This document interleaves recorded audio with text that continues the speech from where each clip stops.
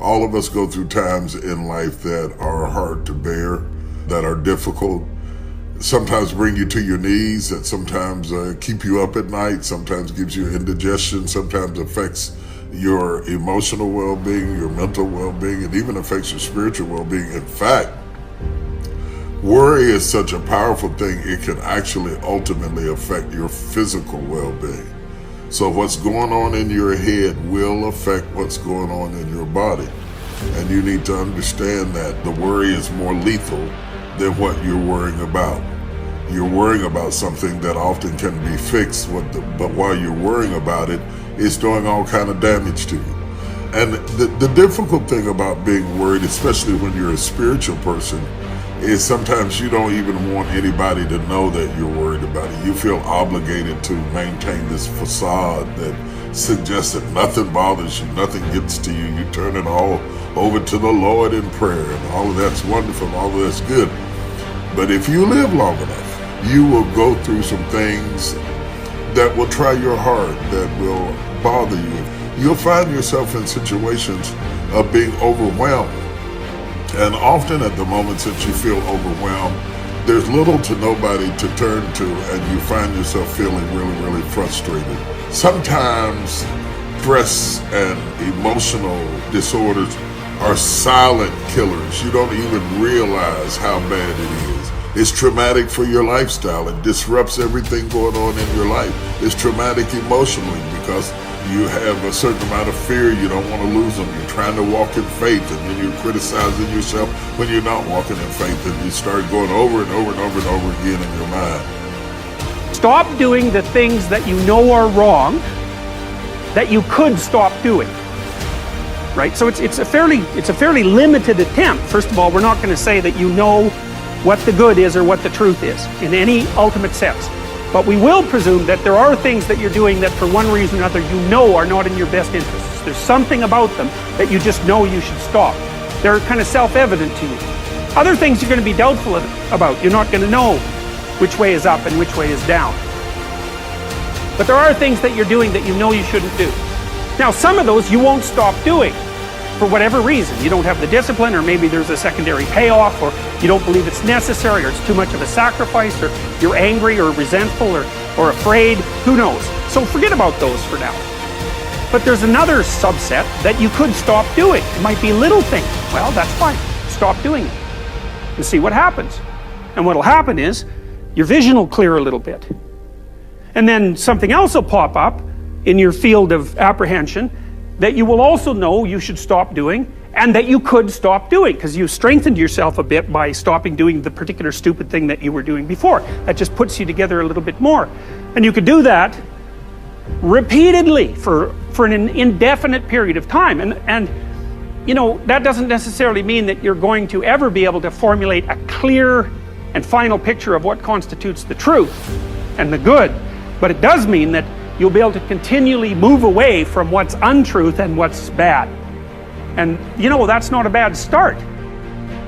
The scripture says, to the pure, all things are pure. And if you're always finding fault, complaining about the traffic, critical of your spouse, may I suggest your window is dirty? The problem is not external, it's internal. You're looking through a tainted filter.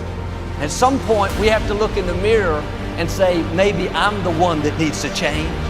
Maybe I've developed a habit of seeing what's wrong rather than what's right. Maybe I've trained myself to be negative, disrespectful, hard to get along with. That's why it's so important every morning to put on this fresh, new attitude. I'm excited about this day. I don't have to go to work, I get to go to work. I'm grateful for this job. I'm not focusing on what's wrong. Lord, I want to thank you for what's right in my life. You know what you're doing? You're cleaning your windows. Every morning when you wake up, you need to say, Father, thank you for this day. Thank you that you woke me up. Thank you that you gave me air to breathe. Thank you that you surrounded me with favor. I'm grateful to be alive. I'm grateful for my family. I'm grateful for opportunities. Lord, I'm going to live this day to the full. That's putting on a fresh, new attitude. You wipe the slate clean. You let go of yesterday's disappointments, what didn't work out. you get your mind going in the right direction. I'm going to see the good today. I'm going to be kind to somebody. I'm going to stay in faith and enjoy this day. You can't give away what you don't have. Now, it sounds ridiculous, okay? But it's more than what meets the ear as you hear this. You can't give away what you don't have. People who are not good at giving away love can't give away love because they don't have it to give away. If I want to give you a dozen oranges, I can't give you those dozen oranges unless I go out and pick up 12 oranges someplace. Otherwise, all it is just empty rhetoric. And the same thing is true of virtually everything in your life. You can't give away love for others if you don't have love in here to give away.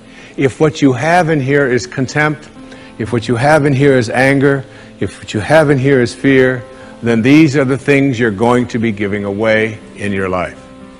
And I've often thought, and I really believe very strongly that there's a law, sort of a law in the universe. I call it the law of attraction.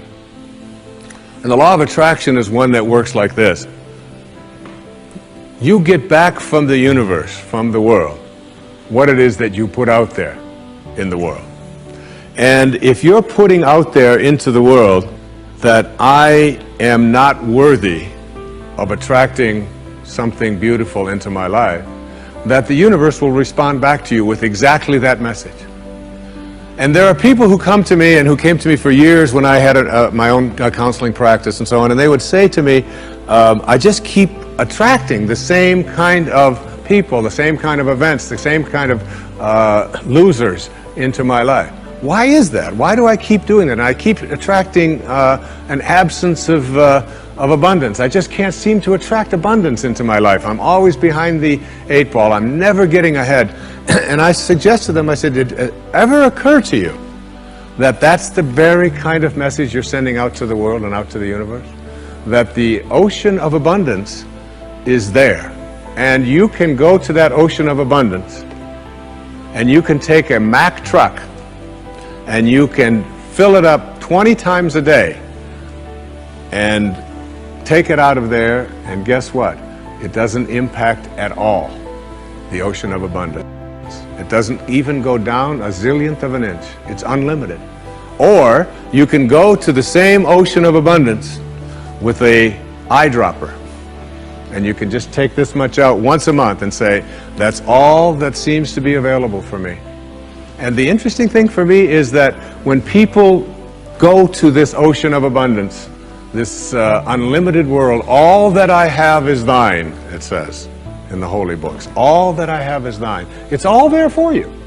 But if you believe inside that it's limited, that you can only get so much, that other people are going to get it before you do, then you'll find yourself creating that very same thing.